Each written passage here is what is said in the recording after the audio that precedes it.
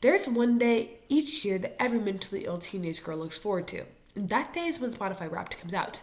Whether it's the accomplishment she feels after being told she's in the top 5% of Mitski listeners, or the embarrassment she feels when Lin-Manuel Miranda is one of her top 5 artists.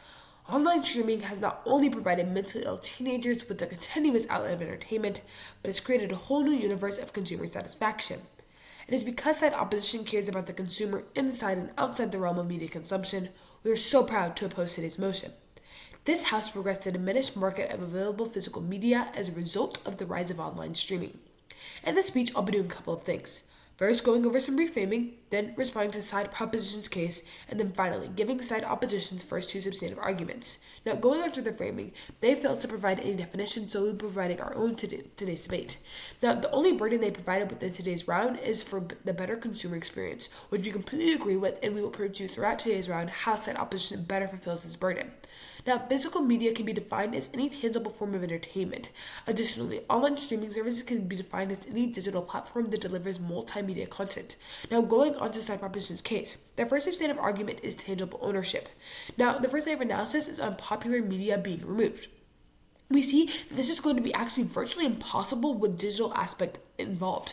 Now we're going to see that even if a media form is taken off, it's going to be transferred to another site, such as a form going off of Netflix and onto Hulu. And even then, this site is never going to be able to fully delete it because of how the digital footprint works. Even if a consumer tries to delete a form of media, it's still going to persist.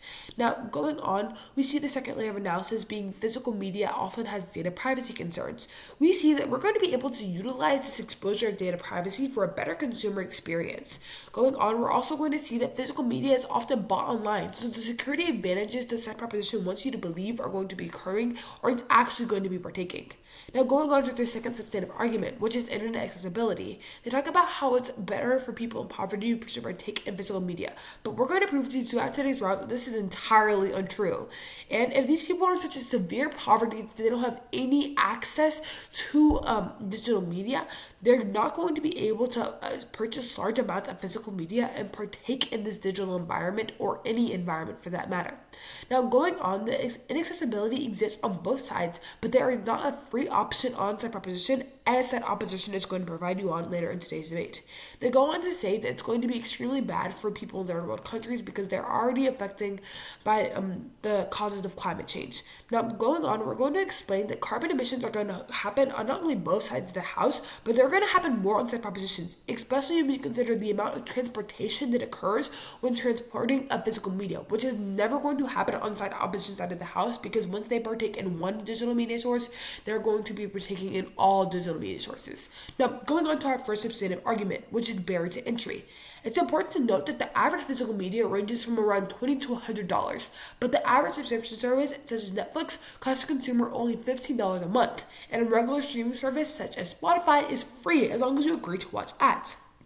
We see that the average low-income person won't be able to afford the same level of physical media that higher-income individuals would be able to afford.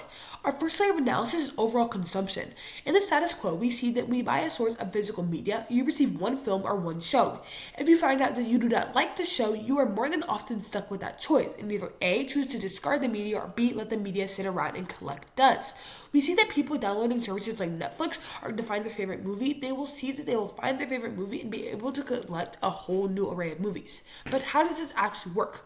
Well, physical media can often become expensive extremely quick, and due to a lack of digital involvement, the consumer is in charge of finding similar artists, and they will usually have to spend even more money in order to try to find similar artists. But what we see on side opposition sides of the house is something completely different.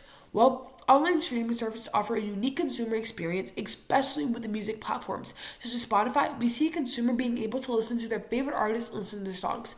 Spotify takes note that this person likes his music and finds artists that are similar, but not only this, creates a playlist, overall creating a better consumer experience. We see the impact of this as a more satisfied consumer who is able to not only find a vast amount of media, but encouraged to seek out other films they are also liked based on the satisfaction with the first film.